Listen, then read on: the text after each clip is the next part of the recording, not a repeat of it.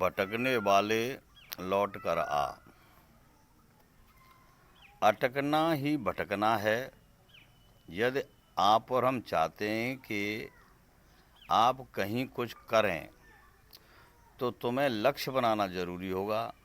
जैसे विद्यार्थी का लक्ष्य पढ़ना, पहलवान का लक्ष्य शरीर को वज्र बनाना, नाचने वाले का नाचना सीखना जो चाहते हैं वे कभी भी भटक नहीं सकते। सुबह का भूला शाम को लौट कर आ जाए तो भटकने से बच सकता है। जिसे अपने घर का पता मालूम हो तो वह कभी भटक नहीं सकता। जो घर का पता ही भूल जाए तो दुनिया में भटक जाया करता है। आपको इतना तो पता होना बहुत ज़रूरी है कि आप कहाँ के रहने वाले हैं, आपके माता पिता का क्या नाम है, आपका निवास स्थान का क्या नाम है।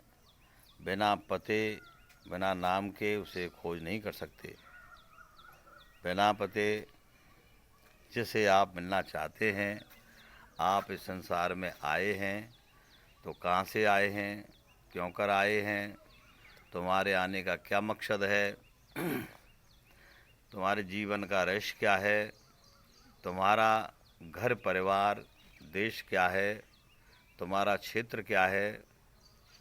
क्षेत्र तो दो प्रकार के होते हैं, कर्म क्षेत्र, धर्म क्षेत्र। एक तो अपनी जन्मभूमि है, वो आपका धर्म क्षेत्र है, तथा जहाँ आप सेवा करते हैं वो आपका कर्म क्षेत्र है।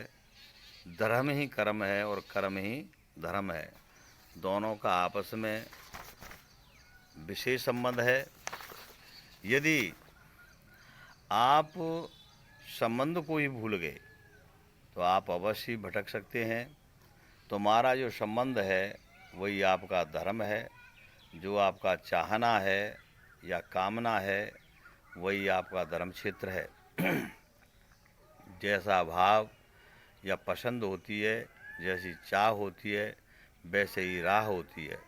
साधना, साध्य और साधन तीनों का संबंध होता है।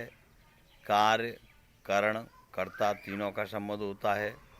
बीज, जलवायु, ऋतु का संबंध होता है। संबंध जो भी है वो आपका अपना विवेक है।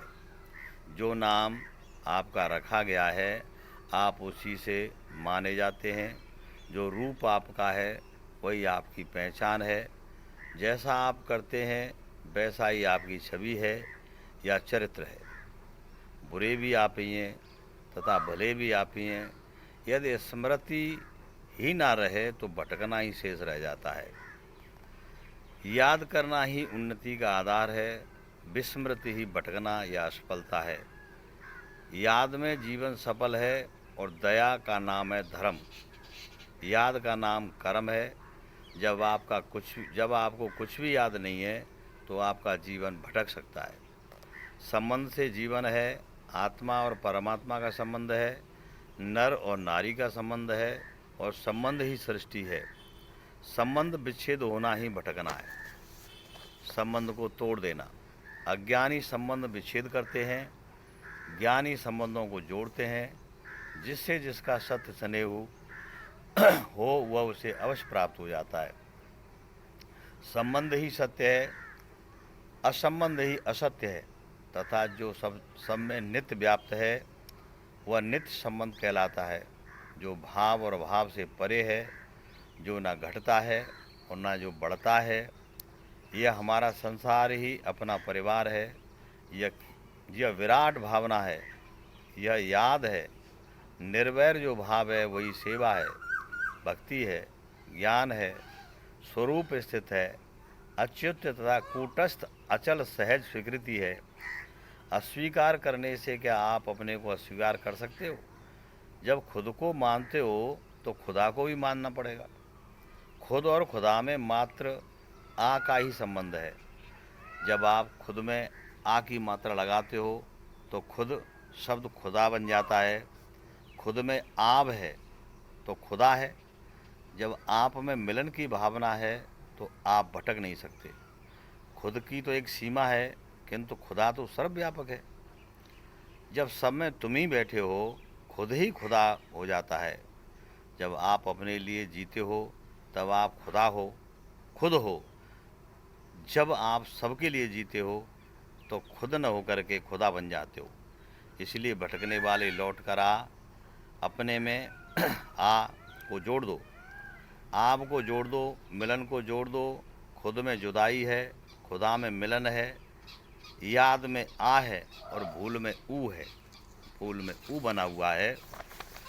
इसलिए ओम में आ है, अ उ म तीनों अक्षरों में जोड़ है, वह ओम है। अकार उकार मकार है, बिना ओम के भाषा नहीं बन सकती है।